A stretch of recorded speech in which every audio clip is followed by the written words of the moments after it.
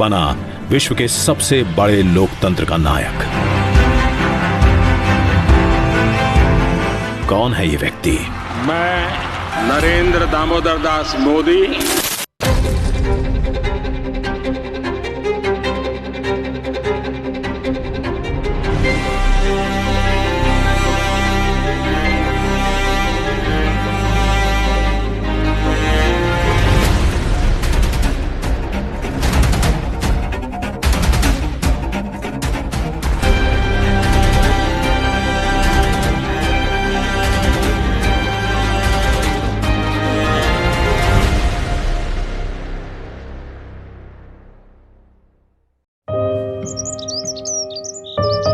गुजरात राज्य का मेहसाणा जिला, उसका एक छोटा सा नगर वडनगर, जो इतिहास में कभी आनर्थपुर, कभी आनंदपुर तो कभी स्कंदपुर के नाम से जाना जाता था। वडनगर ऐतिहासिक व्यापार केंद्र भी रह चुका है। यहां विदेशी व्यापारी और विद्वान अक्सर आते रहते थे। 7वीं सदी में सम्राट हर्षवर्धन के समय चीनी बौद्ध भिक्षु हुएनसांग भी यहां आए थे। एक जमाने में जैनों की पवित्र शेत्रुंजय पालिताना यात्रा भी वडनगर से ही शुरू होती थी। विभिन्न विचारधाराओं का जहां गूंजता था स्वर, ऐसे वडनगर में था नन्हे नरेंद्र का घर।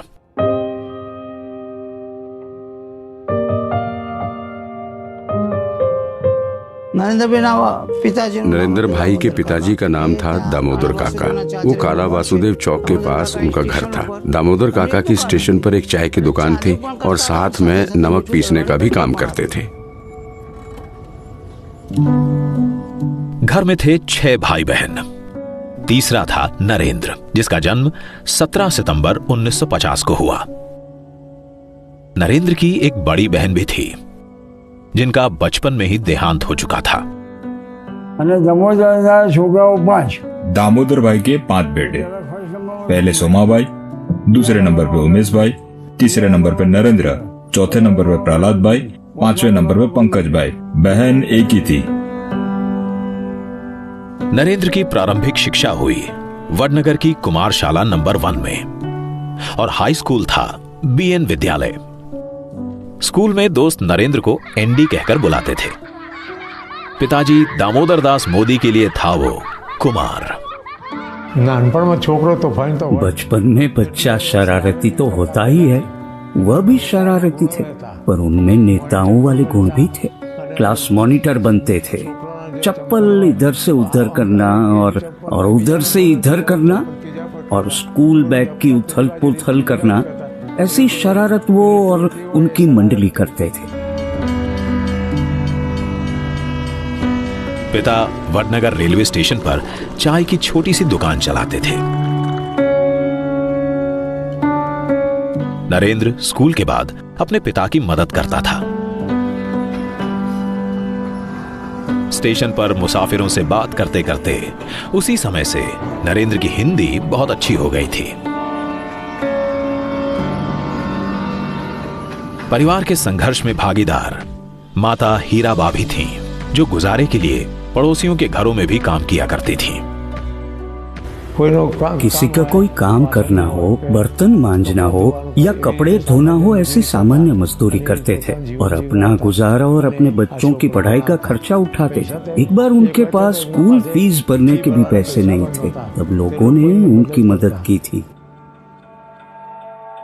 अब जब हम छोटे थे तो हमारा गुजारा करने के लिए वे अड़ोस पड़ोस के घरों में बर्तन साफ करना, पानी भरना, मजदूरी कर रहा। आप कल्पना कर सकते हैं कि एक माँ ने अपने बच्चों को बड़ा करने के लिए कितना कष्ट उठाया होगा।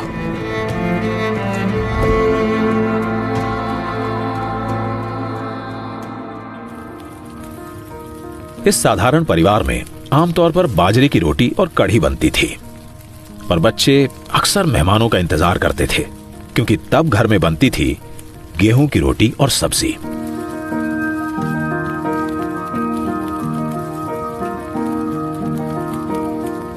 परिवार में संसाधनों की कमी जरूर थी, पर संस्कारों की नहीं। माता हीराबा पढ़ी लिखी नहीं थी।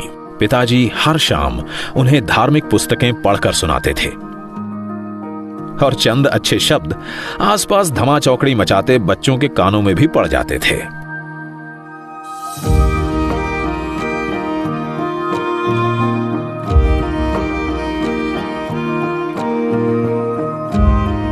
कपड़ों के मामले में नरेंद्र को हमेशा साफ सुथरा रहना पसंद था। लोटा इस्त्री से कपड़ों को प्रेस किया तो कभी चौक से अपने जूतों को चमका दिया। हमेशा प्रेजेंटेबल।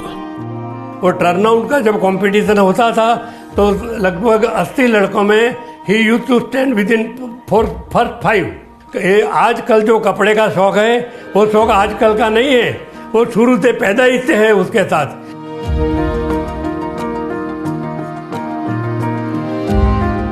जब भी वडनगर में कोई भी बीमार हीराबा के पास आता था तो वो उनकी निस्वार्थ सेवा करती थी, देसी नुस्खों के साथ।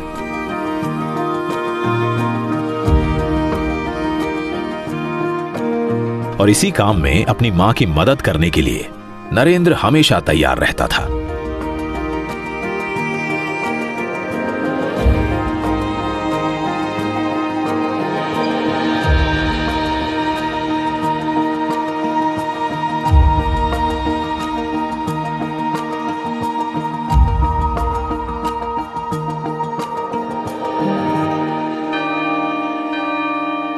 वडनगर के मोदी ओड में जहां नरेंद्र का घर था, वहीं नजदीक था काला वसुदेव का चौक।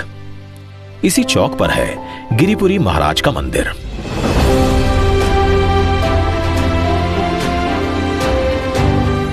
आरती के समय यहां भागकर नरेंद्र सबसे पहले पहुंचता था, ढोल बजाने।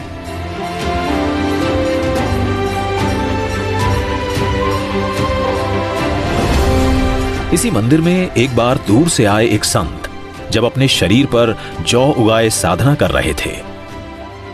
नरेंद्र इनकी देखभाल के चक्कर में अपनी छोटी मौसी की शादी में भी नहीं गया।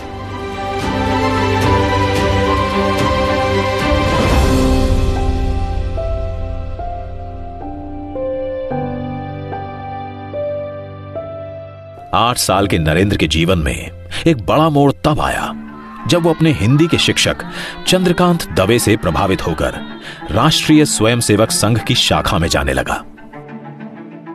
एक दिन वडनगर की इसी शाखा में वकील साहब के नाम से मशहूर संघ के प्रांत प्रचारक लक्ष्मण राव इनामदार स्वयंसेवकों को संबोधित करने आए।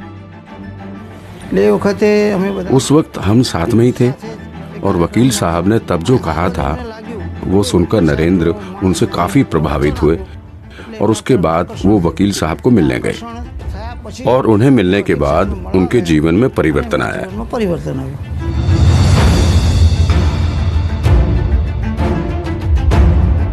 उनके शब्दों ने नरेंद्र के मन में समाज सेवा और देशभक्ति के बीज बो दिए।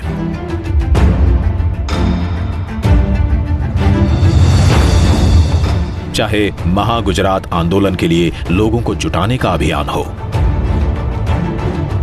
या स्कूल की टूटी दीवार के लिए पैसे जुटाने का काम, नरेंद्र सबसे आगे रहता था। और कोई भी काम करना हो, आज जो हिसाब से उसके माइंड सेट है, when he was a student तब से था। कोई भी काम सामने से आके मांगेगा मैं ये काम करूंगा और अपन सोचेंगे नहीं कर पाएंगे, लेकिन 180 लड़कों में सबसे बेटर काम करके वो आगे आएगा। He was very much interested in all the social services also. उसी दौरान 1962 में चीन के साथ हुई जंग में भारत हार गया। इस हार ने उसे झंझोड़ दिया।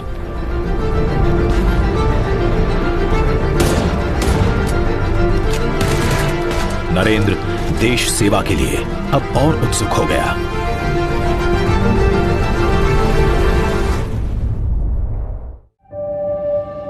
संघ से राष्ट्र सेवा के संस्कार सीखने वाला नरेंद्र देश रक्षक बनने के सपने पालने लगा था और इसीलिए वो सैनिक स्कूल जाना चाहता था। पैसे थे नहीं, पिता ने मना कर दिया।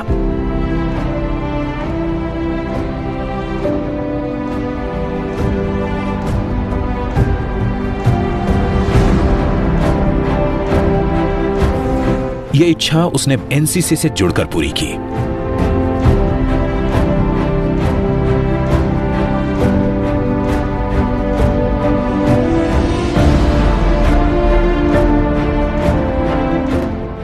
एक ग्रुप फोटो में स्कूल के प्रिंसिपल राजबिहारी मनिया रहे और नरेंद्र मोदी बैठा है। जूनियर एनसीसी में पहली बार नरेंद्र मोदी ज्वाइन करने को आए तो उसका कद काफी छोटा था, तो मैंने सोचा कि इसका फिजिकल टेस्ट लेके उसको खुद को महसूस करवाऊं कि you are not fit for NCC. तो मैंने 3 टेस्ट लिया, कम से कम 100 मीटर रनिंग का टेस्ट लिया 20 बच्चों को साथ में, तो ही केम फर्स्ट। एक पांव से लंगड़ी जिसको हम लोग बोलते हैं, एक पांव अंदर एक पांव से भागने का, वो लिया तो उसमें भी ही केम फर्स्ट। और तीसरा जो टेस्ट लिया हमने जिसको फ्रॉक जंप बोलते हैं, और उसी में वो पहले 5 में आया। तो मुझे मेरा कॉन्शियस अंदर से कहने लगा कि इसको रिजेक्ट नहीं कर सकते हो।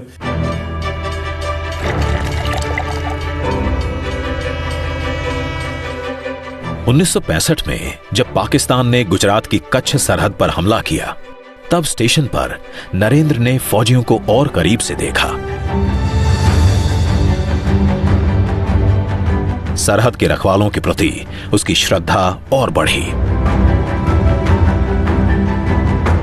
उस समय पूरे देश के अंदर देशभक्ति का माहौल छाया हुआ था। नरेंद्र भाई वडनगर से महसाणा जाते थे। सैनिक हमारे जो थे जवान, उनको चाय पिलाना, छोटी मोटी उनकी सेवा करना, उसके लिए वो जाते थे।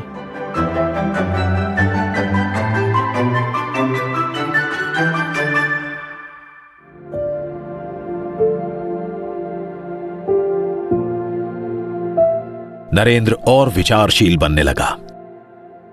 वो पढ़ते, सोचते, अकेले भटकते अपनी मंजिल खोजा करता था। घर परिवार के दायरे से बाहर निकलने लगा।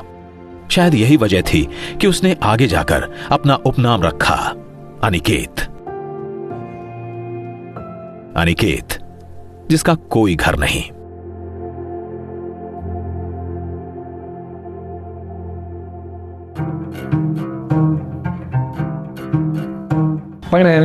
उसे घर में रुकना नहीं था। उसे अपना जीवन सेवा में और देश को समर्पित करना था। घर छोड़कर उसे आश्रम, संत और ऋषि मुनियों से जीवन का वो जवाब चाहिए था जो उसे संतोष दे।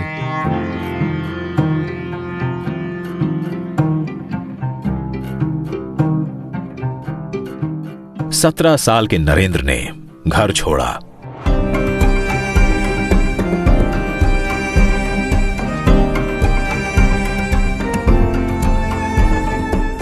संयोग ही था कि वो उस शहर की तरफ गया जहां उसके अपने नायक विवेकानंद कभी रहा करते थे और जिनके बचपन के नाम नरेंद्रनाथ दत्त पर ही उसका नाम नरेंद्र रखा गया था। विवेकानंद जी की तरफ उनका बहुत लगाव था। उनका जब उन्होंने अमेरिका में जाकर प्रवचन दिया, उस आधार पर उन्हें ऐसा लगा कि उन्हें भी कुछ ऐसा करना चाहिए, उन्हें भी ऐसा बनना चाहिए। हीराबा के हीरे नरेंद्र को अब जिंदगी तराशने वाली थी।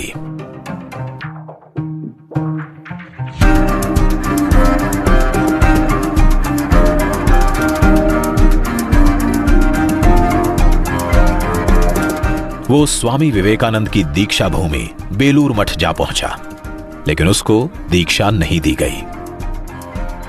उनको रामकृष्ण मिशन का सन्यासी बनना था, मगर रामकृष्ण मिशन का एक नियम था कि व्यक्ति ग्रेजुएट होना चाहिए और नरेंद्र भाई ग्रेजुएट नहीं थे, इसलिए वो वहां सन्यासी नहीं बने। वहाँ के लोगों ने उन्हें और ज्यादा पढ़ने को कहा और लोगों ने कहा कि तुम अभी जवान हो, तुम अभी भी अपने परिवार के साथ कुछ समय बिता सकते हो और फिर आ सकते हो, क्योंकि कम उम्र में इतना कठोर निर्णय लेना और फिर पछताना आपके लिए अच्छा नहीं। अब अनिकेत नरेंद्र भारत भ्रमण पर निकल पड़ा। कोलकाता से पूर्वोत्तर भारत, वहां से अल्मोड़ा, फिर केदारनाथ के पास गरुड़ चट्टी, दिल्ली, राजस्थान और राजकोट से घूमते हुए वो पहुंचा वापस वडनगर अपनी मां हीराबा के पास।